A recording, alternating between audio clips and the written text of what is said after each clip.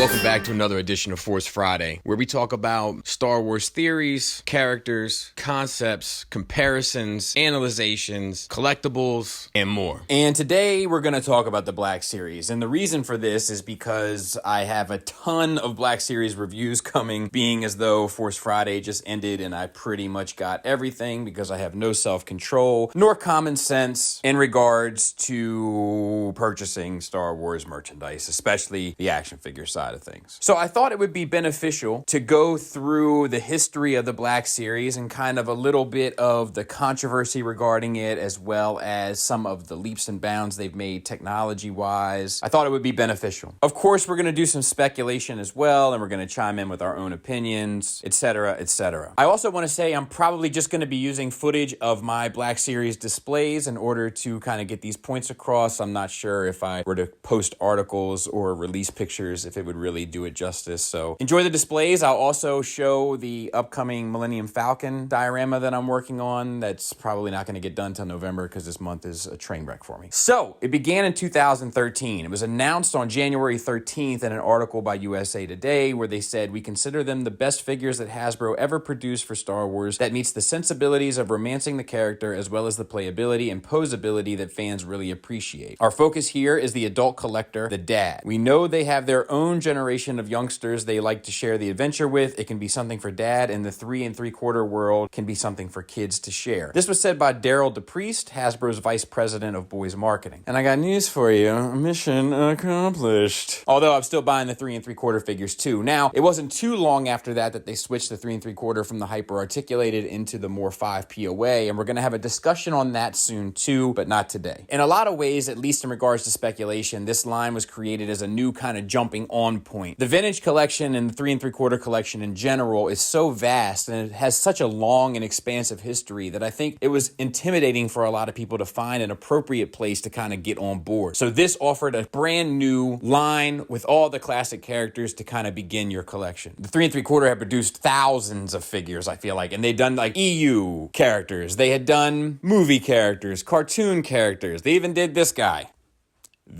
And DePriest pretty much said as much. He said the Black Series appeals to those newbies who want to start a series from the start, as well as those hardcore collectors who gobble up anything having to do with the words Jedi or Empire, and are looking for something new when their interest isn't as piqued by the 15th Cantina alien we have yet to do. We realize folks want their iconic characters delivered up in a new way. Now, also keep in mind, this is before the Disney buyout, so Star Wars as a whole isn't quite resonating in pop culture the way it was when the prequels were being released or the Clone Wars cartoon was kind of in regular circulation. So this is during a slump in terms of the public consciousness regarding Star Wars. So this is another attempt to kind of pump new blood in as well. The one thing I think DePriest missed here is that people love the obscure characters in 3 3/4. That's why a lot of people collect 3 3/4, because you get the obscure characters. And to be honest, most of us would like to see it in Black Series as well. But in 2013, they released 3 waves of figures, all of which were fairly well received. But at the same time, we have to remember, and myself included, there was pushback from the kind of 3 3/4 purist against this line. I was definitely one of them. And I certainly had a hard time kind of justifying a $20 R2-D2 when I was used to buying an $8 one. And then also looking at it in regards to, why is this R2-D2 $20 and this Boba Fett is $20? Not really realizing that I'd never done that for 3 3/4, but that's the kind of fallacy of common sense in regards to money and collecting, I believe, as I'm sure most of us can relate to. Now, 2014 released 16 figures, but the kind of general consensus was that it was a fairly significant step backward in comparison to 2013's releases. But there was also evidence to suggest that there were cutbacks in 2014's waves as opposed to what they saw in 2013. An SDCC interview had a Hasbro designer in late 2013 talk about Palpatine including interchangeable lightning hands, which were cut from release. However, in the same breath, they did expand into some deluxe sets. Jabba, the speeder bike, Luke with the Wampa, and Han with the Tauntaun. However, if you remember, they were often sitting on your shelves collecting dust because the price point, I think, was a bit harder to swallow for the time. People were still kind of getting on board with the $20 price point, let alone what they ended up having to charge for the deluxe lines. In 2015, we see the biggest sort of change in standardization occur within the Black Series, and that was the new red line look, starting again at number 1 and continuing to this day. They released 18 figures, all but one were from The Force Awakens, along with venturing into exclusives, which I can tell you they certainly are continuing today. There was a Battlefront Shock Trooper, the Emperor's Wrath Darth Vader, 2 exclusive diorama packs with Star Killer Base Rey and Star Killer Base Kylo Ren, and the release of the $200 First Order Special Forces TIE Fighter, which my buddy JD bought like 6 of, I think. But at this time, the line did get more prominent shelf space, becoming the #1 selling Star Wars product on Force Friday and rapidly gaining in popularity. However, the TIE Fighter didn't sell as well, except to my buddy JD. What's significant about this is that the quality seemed to have improved. However, now the major criticism was the likeness. And it's all between these first couple years where the Black Series really found its footing. In the beginning, I think they tried to get sculpt, but they made sure they had articulation. But by this point, they had sacrificed articulation for the most part in favor of stronger sculpts. And I think most collectors were kind of on board with that because you don't need Star Wars characters to do the same things that your superheroes do. Because by and large, they're not superheroes. What you need them to do is kind of strike a few poses, so to speak, have their appropriate accessories, and look good together. But if that's the case, and we're going to sacrifice that articulation in favor of sculpt, then we needed the faces to look right. And that was still definitely a work in progress for them. Now in 2016, they released 19 figures. And we got more exclusives. Hover Tank Pilot, Classic C-3PO, Scarif Stormtrooper. We also saw the continued diorama exclusive with Jen. The line sold well, but largely matched the quality of 2015. Decent, with exceptions being great. However, likeness was still an issue. And we also see the overproduction of kind of the more linchpin characters. Now, this goes back to kind of what I was saying before, with Hasbro not entirely understanding that the Star Wars collector is not always looking for the Optimus Prime. It's not always looking for the Cobra Commander. The Star Wars collector is different. The Star Wars collector knows who Ifant Man is. The Star Wars collector wants the 2 tubes. Let me make that clear. Wants the 2 tubes. Actually wants both 2 tubes. So in essence, wants 2 tubes. Let me continue. 2017 released 18 figures, with 10 being from The Last Jedi. We also saw the release of 2 vehicles at the new vehicles and creatures price point of $60. Rey with her speeder and Luke with his land speeder. Mid-2017 also saw the Black Series 40th anniversary with 12 figures on the original Kenner card backs. Despite the Darth Vader early bird set peg warming, these figures sold like hotcakes. And let me say this, I think that one of the issues regarding that early bird Darth Vader set was a lot of people didn't realize what it was, and didn't realize that Darth Vader was part of it, and didn't understand it in general. I think it was a poorly marketed and kind of promoted thing. We also saw more diorama exclusives, Octu Loot, Crate Rey, Throne Room Kylo, but this year also marks a huge increase in quality. Paint apps and accessories increased across the board, and the return on some figures of the double jointed elbow, which had kind of eluded us since the first wave or two. In 2018, 21 basic figures were released, 9 being from Solo and 2 from The Last Jedi, along with 2 new $30 deluxe figures, all released as exclusives, and it introduced the photoreal digital paint, which SH Figuarts had been doing for some time, not necessarily photoreal, but had been doing for some time. Hasbro began to adapt. This is one of those things that really narrowed the gap between SH Figuarts and Hasbro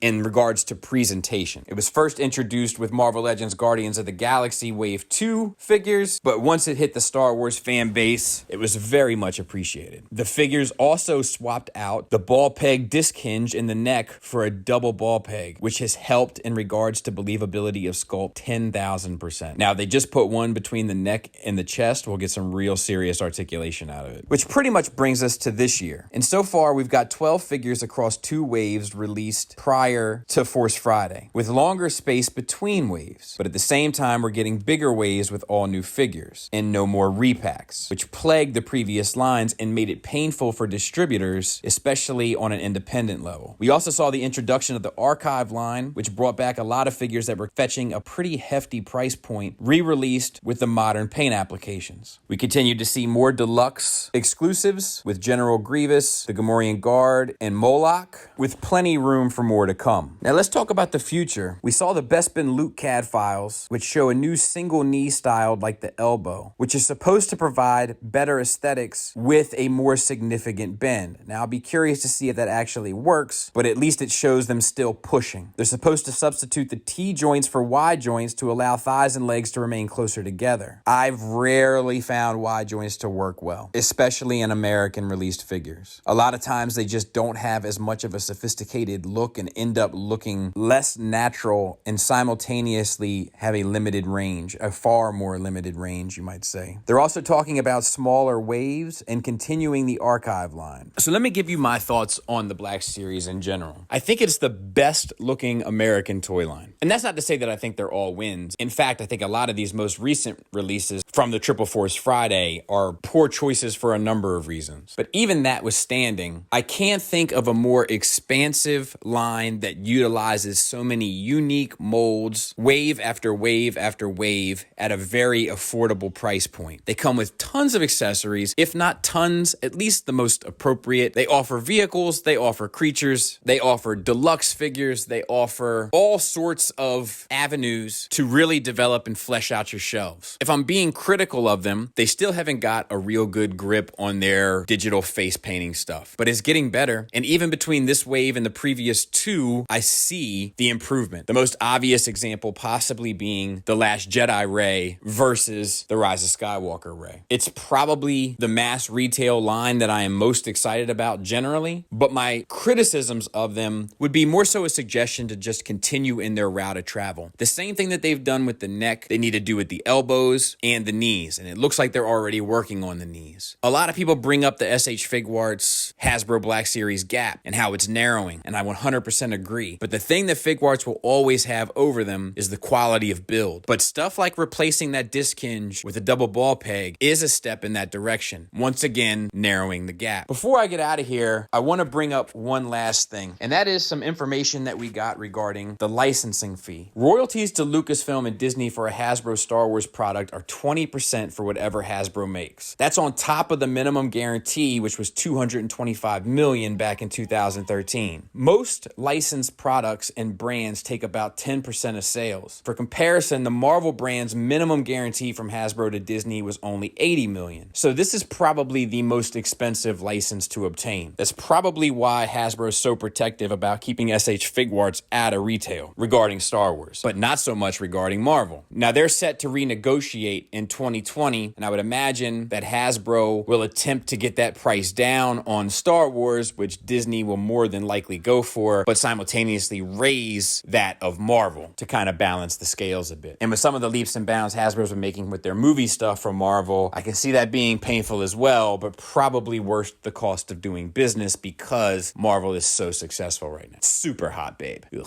All right, so I hope that helps. Hope that gives a little bit of information about the line. I have a lot more to talk about regarding this sort of stuff, but not today. Thanks for listening. Thanks for watching. Until next time, take care.